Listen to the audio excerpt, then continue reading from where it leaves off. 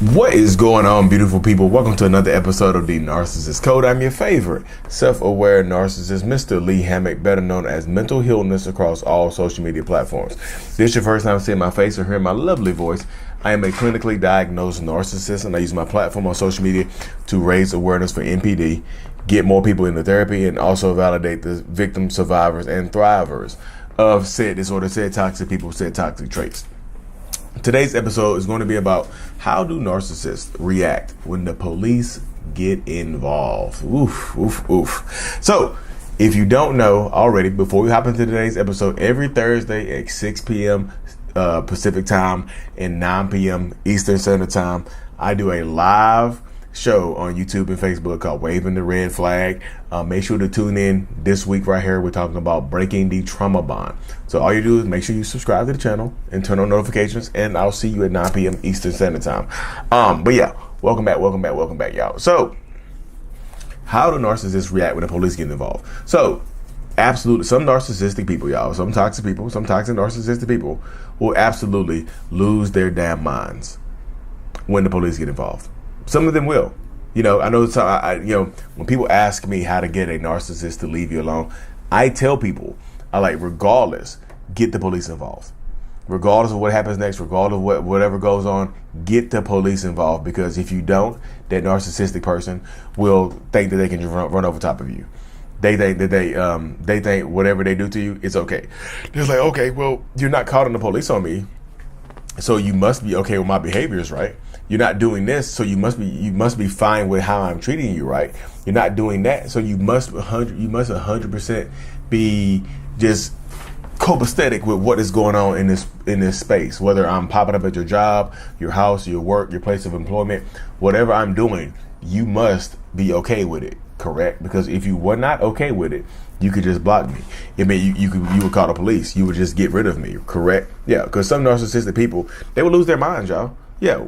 They would just like sometimes getting the police involved will absolutely get them to leave you alone, you know, and that, it becomes a deterrent. Getting the police involved puts it on record, you know what I mean? And sometimes, when I say get the police involved, I don't necessarily mean calling the police and filing charges against somebody. Sometimes it's good to just make an incident report. So there's a report of the incident to make it something, to get something on order, something online. I did a one-on-one with a lady the other day, and she was saying that her narcissistic partner or whatever, she went directly to the police department and filed an incident report that this person was stalking and harassing her, just to put it on record. She's like, I don't necessarily want to press charges. I just need to file something to put something on record that I've been here, and here's the proof that this is going on. I don't want this person arrested. I just need to come down here and file this, just let you know that there's something going on. So if I do come back, you already have this to start working with. And I don't know if that works for everybody, but that works for her because her situation is extremely unique. But she said it worked for her. They took down her name, wrote down that she had came in there and she had spoke to them and whatnot about her particular situation. So that ended up helping her out right there in that space. So just getting the police involved, if they put their hands on you, y'all, you pretty much have to call the police. You know what I mean? And that's why sometimes you don't want to do that in the moment. Like, I'm calling the police on you, because they could, again, y'all, saying out loud that you're going to call the police could make the situation worse. Let's just say that they could they could lose their minds. Like, oh no, you call the police on me, I got to take you up out of here. So if they were going to leave you alone and stop doing what they're doing, you saying, I'm going to call the police, they could snap on you. Grab your phone, smash your head, whatever they're going to do, they can just snap and lose their mind and start seeing red and attack you. So telling them that you're going to call the police can put you in danger. But I'm not saying to not call the police. I'm just saying, once they calm down, once you get a chance to go do something, to get a second by yourself, you can shoot a text message to one of your friends to tell them to call the police, or you can call the police in secret on your own. You can just dial 911 and just do whatever. They'll send somebody out there regardless. But you don't necessarily want to alert them to the fact that the police are coming, because sometimes they can snap. Sometimes they'll run out the house, sometimes they'll calm down, but sometimes they can absolutely snap. Always use discretion, y'all. Always use discretion.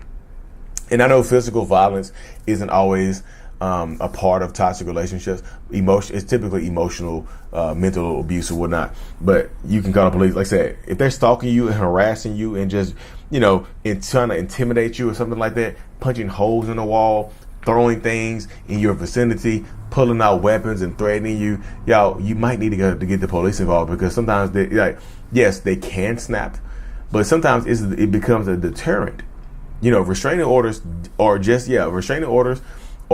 pieces of paper. If you get the police involved and somehow are granted a restraining order, it's just a piece of paper. It's not a force field, but that piece of paper can be a deterrent to some narcissistic people to get them to leave you the hell alone.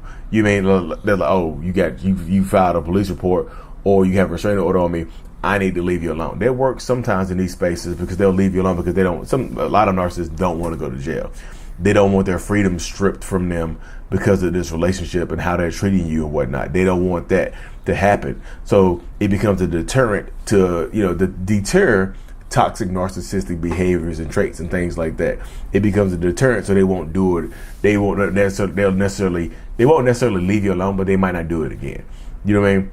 It becomes a deterrent. Again, what deters others could aggravate the rest of them. Like I said, you file a restraining order, they can still call you, they can still text you, they can still harass you. It doesn't stop them from doing that. They can still do that. I got a message from a young lady, and I know women can be narcissists as well, y'all, but I got a message from a young lady. She sent me a message like, I haven't talked to my abusive partner. I haven't talked to them in a few months. Why are they sending me these text messages? One of the text messages just read F you, the F word. It's a F you. And then the next one said, I'm going to unalive you if you bring somebody else around you. Man, woman, child, whoever. Without reasonable doubt, I'm going to unalive you and them. And by unalive, I mean, it starts with K and rhymes with heal. It starts with K and rhymes with heal. They said, I'm going to starts with K and rhymes with heal you. If you have somebody else around you. And here's the kicker, y'all. They already live with somebody else. They live with a person of the opposite sex, the sex that they're attracted to. They already live with somebody, but they don't want you to move on. But I told her, I was like, have you called the police? She's like, no, I don't do that because they're like, no, I don't want to ruin their life. I'm not going to call the police because I don't want to ruin their life. I'm like, you're not ruining their life. They know the difference between right and wrong. They know they cannot convey these threats to you like this. They know they can't send you a message saying this to you right now. They know they can't threaten you. They're ruining their own life. You're not ruining, y'all. Getting the police involved, a narcissist could panic and just like, oh, you trying to ruin my life. Oh, you trying to do this to me. You trying to do that to me. You trying to take money out of my kid's mouth. You trying to make me poor and homeless. Y'all, you're not trying to do anything. They are doing it to themselves with their toxic, narcissistic, abusive behaviors. They're doing this to themselves. So if you tell them you're gonna call the police, or if you already called the police, just in your mind, keep it in your mind that you are not ruining anything that they have going on. It is them and their toxic behaviors. It is them doing this to themselves. It is not you. It is them doing it to themselves. So don't feel bad. I mean, I know I can say don't feel bad. I know you're gonna feel bad, but don't beat yourself up for that right there. Don't beat yourself up for setting up that type of space right there. You know what I mean? That's how it works right there. Just in that space, because don't beat yourself up. They want to make you feel guilty about holding them accountable. You holding them accountable is not guilt. You don't feel guilty about holding them accountable because they made the choice to do these toxic behaviors. They made the choice to be abusive. They made the choice to be toxic and manipulative. They made those choices. You didn't make that choice for them. You see what I'm saying?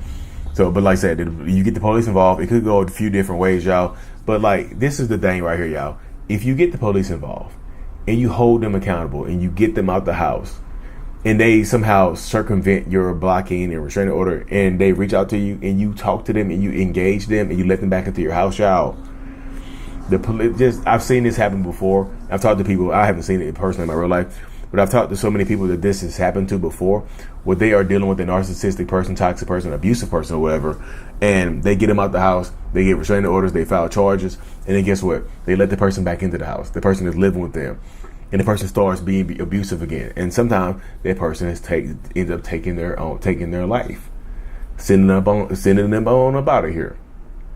Y'all, I know you love these people. I know you care about them, you know, for the most part. But don't let your love and care be weaponized against you to the point where you give up your life for this person. I don't think it's worth that. You know, but I know people gonna say, well, Lee, you don't know what love is. You're narcissist. Okay. Go ahead and love them to the end of your life, which might be in the next couple of weeks if you keep giving into this toxicity, y'all. Seriously. The more you go back to these dangerous, toxic ass people, especially if they threaten to put their hands on you, especially if they threaten your life, the more likely they are to end your life. You know what I mean? And I know I said it kind of as it sounds like a joke, but I'm literally seriously not joking. The more you go back to them, the more they think you're okay with the behaviors, and the worse the behaviors will get. So you have to stay empowered, and you have to protect your peace and protect yourself. And like I said, if necessary, get the police involved and hold them accountable. Y'all, don't drop the charges at the last minute because you feel bad for them or you think they've changed. Because sometimes, like when you press charges on a narcissistic person and you get the police involved, and they'll start to play nice with you. They'll be the nice person. They'll turn into the nicest person ever just to get you to drop the charges. And then guess what happens when you drop the charges?